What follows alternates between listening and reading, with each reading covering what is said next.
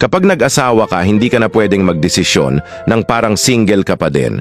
Palagi mong i-consider ang asawa at mga anak mo. Hindi na pwede ang biglaang labas kasama ng barkada. Walang masamang makipagkita at lumabas kasama ng barkada. Pero dapat pinaplano.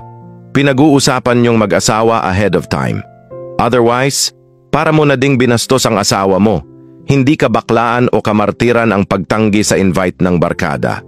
It's okay lalo na para sa pamilyadong tao.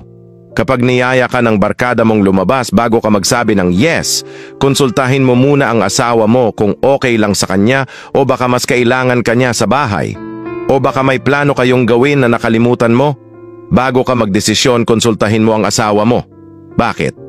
Una, hindi ka na single na walang maghihintay sa'yo sa bahay kung anong oras ka uuwi.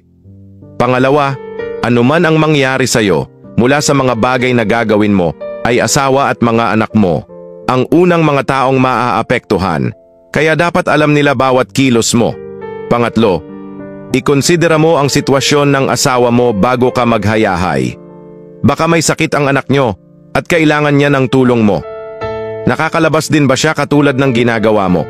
Kapag babiglaan din siyang umalis kasama ng barkada, okay lang din ba sa'yo?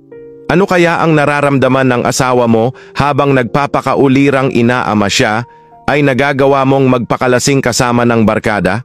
Nag-asawa ka upang may kapartner ka sa buhay. Hindi yung partner mo lang siya kung kailan mo lang gusto.